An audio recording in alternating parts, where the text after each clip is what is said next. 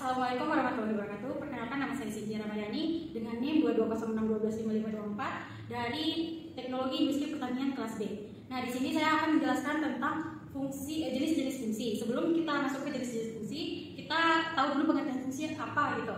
Jadi fungsi adalah pemetaan dari himpunan A ke himpunan B. Jadi fungsi itu bisa disebut juga dengan pemetaan.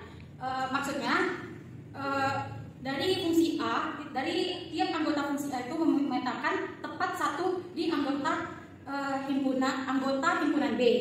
Terus fungsi itu dinotasikan dengan F dalam kurung X sama dengan fungsi itu dinotasikan sama itu F dalam kurung X sama dengan Y. Nah, jadi maksudnya F itu memetakan X ke Y. Nah, terus selanjutnya kita akan masuk. Tadi kan kita sudah tahu apa maksud dari fungsi itu. Selanjutnya kita akan masuk ke jenis-jenis fungsi. Jenis fungsi yang pertama itu ada fungsi konstan. Fungsi konstan itu notasinya itu adalah fungsi konstan itu notasi adalah F dalam kurung X sama dengan A. Nah, kita bisa masukkan dia ke diagram Kartesius. Misalkan itu F dalam kurung X itu sama dengan 3.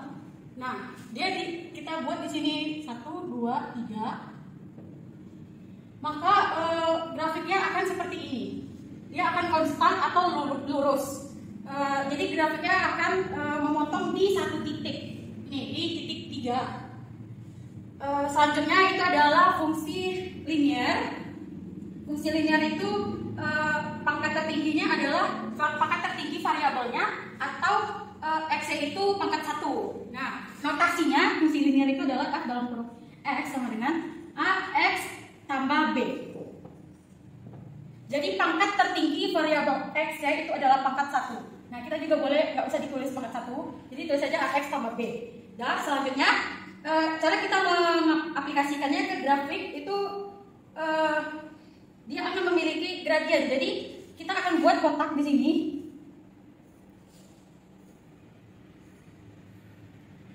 Oh ya, sebelumnya kita akan memisalkan AX tambah B itu apa?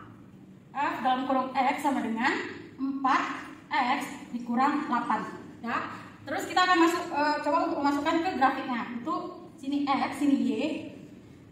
Kita misalkan itu X-nya itu 1. Kita misalkan X-nya 1. Jika X-nya 1, maka F dalam kurung X sama dengan F dalam kurung 1, X-nya 1, maka 4 dikali 1 dikurang 8 sama dengan 4 kali 1, 4 dikurang 8 minus 4. Berarti Y-nya itu adalah minus 4. Oh iya, F dalam kurung X itu bisa juga diartikan dengan Y. Jadi sini Fx itu F dalam kurung 1 itu sama dengan minus 4. Jadi Y itu adalah atau kita buat sini atau F dalam kurung X. Nah, sama dengan Y. Terus misalkan lagi X-nya itu adalah 0. X-nya adalah 0. 4 kali 0, 0 dikurang 8 dan 4 kali 0 berarti sisanya minus 8. Berarti Y-nya Fx-nya itu atau F dalam kurung 0 itu sama dengan minus 8. Minus 8. Selanjutnya itu kita misalkan Fx-nya lagi ya. Fx-nya yang 0. Fx-nya 0, maka F dalam kurung F dalam kurung X sama dengan 4X dikurang 8.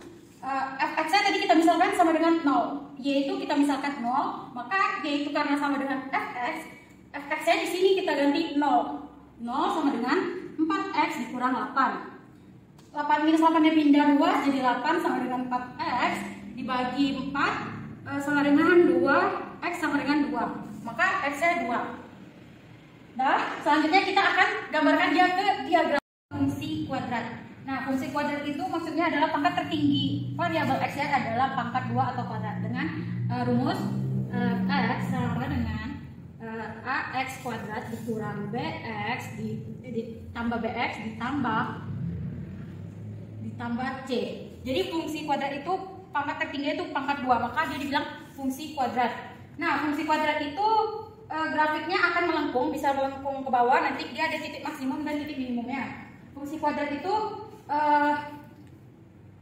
kita bisa ada tiga langkah. Itu yang pertama, langkahnya kita kita bisa misalkan X sama dengan 0, terus kita yang kedua langkahnya Y sama dengan 0, yang langkah ketiganya itu adalah koordinat koordinat titik puncaknya. Jadi kita menentukan koordinat titik puncaknya.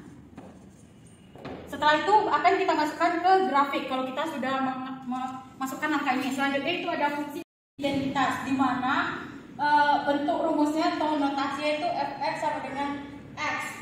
Fungsi identitas itu sama juga kayak fungsi linear karena pangkat tertingginya itu pangkat 1. Pangkat 1. Selanjutnya kita akan masuk ke fungsi tangga. Fungsi tangga itu memiliki syarat-syarat untuk dimasukkan ke diagram kartesiusnya. Itu misal kita misalkan f dalam kurung x sama dengan